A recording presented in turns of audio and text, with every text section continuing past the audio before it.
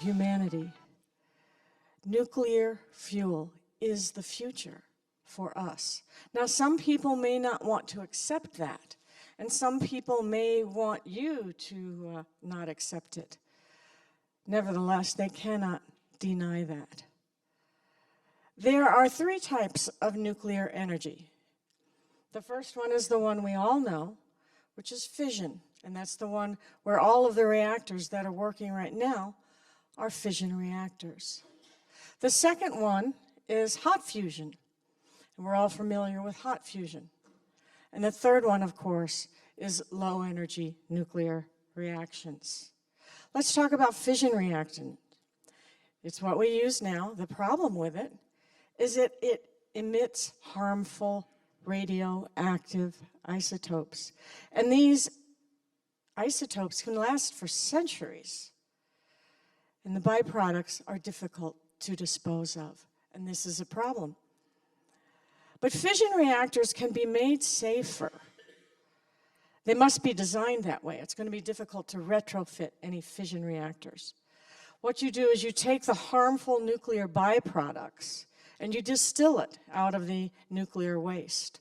Once you get it distilled, you bombard those harmful products with neutrons. And what you get is transmutation, nuclear products with a much shorter half-life, years instead of centuries.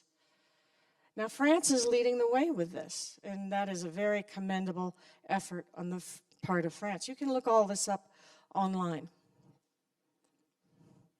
Hot fusion reactors. Extremely high energy inputs. We all know it's 100 million degrees centigrade for those reactors to run. But what is even more energy consumptive is the magnetic field to contain it, 41 gigajoules. So an example of a high energy hot fusion reactor would be ITER, the International Thermal Experimental Reactor. Now, I want to emphasize the word experimental. This is never meant for public consumption. It's never meant to be built to produce energy for the public. Rather, ITER is scheduled to put fuel in the reactor in 2039. And it's going to be several years after they put that fuel in the reactor before they actually turn it on. Once they turn it on, it is scheduled, if all goes right, to run for 7 minutes. Now, during that time, the researchers are going to collect all kinds of data, which would be interesting. The fuel for hot fusion reactors is something called tritium. Now, we all know what that is. But that is the most expensive substance on the planet, tritium. You can't buy something more expensive than tritium. Let's look at low energy nuclear reactors. The definition of low energy means that it has a low energy input. 100 million degrees K is not needed. The gigajoule magnetic energy is not needed. Now, it does not mean that you have a low energy output. When we say low energy nuclear reactions, we're not talking about the output, we're talking about the input. It also does not mean that every single ion in the reactor has to be going at a slow velocity. We can have fast ions in there. What it means is that we don't need that extreme amount of high temperature or that extreme amount of high energy. Now, it is a fusion reactor without the use of high temperatures. That's what low energy nuclear reactors are. And they've been known, we've known how to do this for over 90 years. No, that's not a mistake on my part. There are several types of low-energy nuclear reactors. The first one was conceived by Ernest Rutherford in the early 1930s. And he produced a low-energy nuclear reaction which created helium-3 and hydrogen-3. It was the first fusion reaction. However, it is not a net energy gain. You don't get net energy out. Let's look at Rutherford's low-energy fusion reactor. The first thing you do is you preload some type of metal with deuterium. Now, deuterium is, of course, stable, naturally occurring form of hydrogen. Then you bombard that sample with some kind of a linear particle accelerator, and you bombard it with either deuterium or tritium. Now, this is very similar to, let's say you take the Astrodome, huge football field enclosed, and you put 10 bumblebees inside of that Astrodome, and you have a guy with a gun, and in order for him to get a chain reaction, he needs to shoot 10 bees. What is the likelihood that he's going to get those 10 bees in the Astrodome when there's only 10 bees flying around? Not very likely. And that's exactly what it is like when you're bombarding that sample with a low density of deuterium or tritium. You're not going to get very much, and you're not going to get enough for a chain reaction. But let's say we put 10 trillion bees in that same Astrodome, and you have several people with guns shooting the bees. Most likely they're going to get at least 10. And that is exactly the difference between what we do as low-energy nuclear reactions and what Rutherford did in the 1930s. There are three types of fusion reactions that occur for Rutherford's reactor.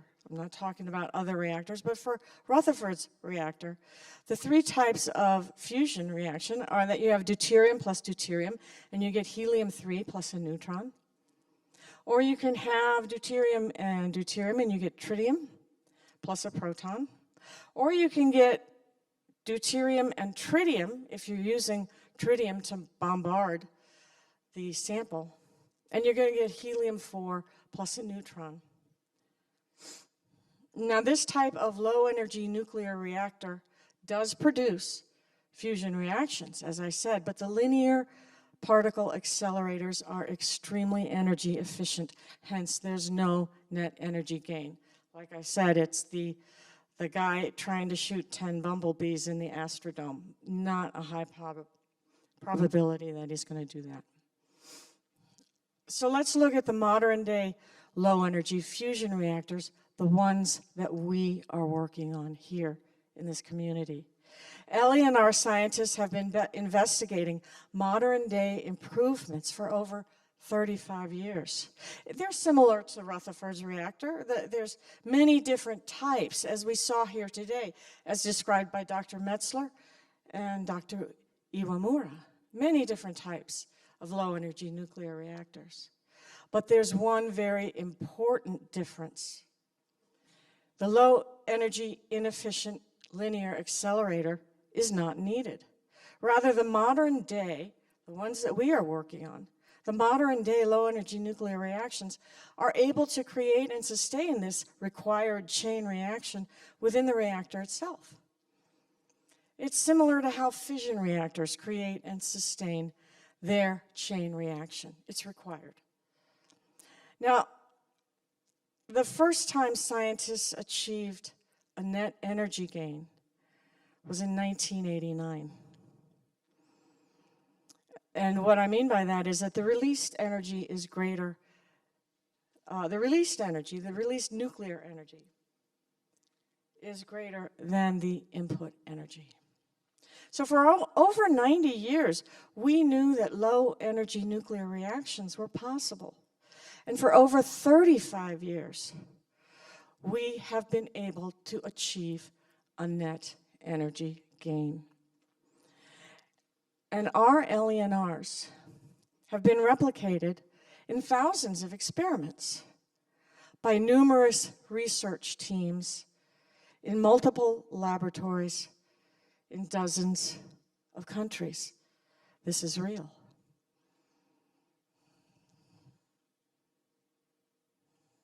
We know it works.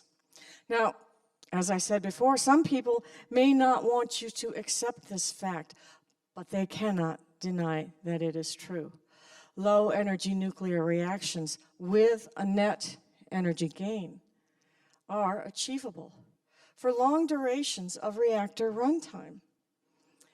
Not just a few 7 minutes, not just a few days, not just a few hours or days or weeks or months, but we are talking about that we've had reactors run for over a year with a net energy gain the whole time. We've been operating these reactors for 35 years. ITER is planning to put fuel in the reactor in 2039, just to put the fuel in. We don't have to wait that long. How does this work, though? Nature has given us a gift. The theory is rather complicated, and we all know that. It's a combination of quantum physics, physics, nuclear physics, chemistry, electricity and magnetism, material science. It's a combination of all of those. We need our understanding of this science and theory to catch up with this gift that nature has given us. What is the problem with it, though? And we all know that. It's reliability and reproducibility. The reactors tend to be unreliable, and the results are somewhat difficult to reproduce. Many tasks need to be done for the reactor to work correctly. Similarly, many mistakes must not be done to make the reactor work correctly. And it's very easy for a small experimental laboratory to get it wrong. And there are still some unknowns in this area. Oh, did you know that, if you wear the wrong kind of shoes and you scuff your feet on the floor, that maybe the reactor won't work? Silly things like that. We need to figure out all of those. What are the unknowns? Now, this is a science and engineering task. It's not a scientifically insurmountable barrier. It's not an unsolvable problem. Rather, we need multiple teams of scientists and engineers to study the phenomenon for 3 points: to achieve higher reliability and reproducibility, to optimize the energy gain, and to scale up our reactors to even greater energies.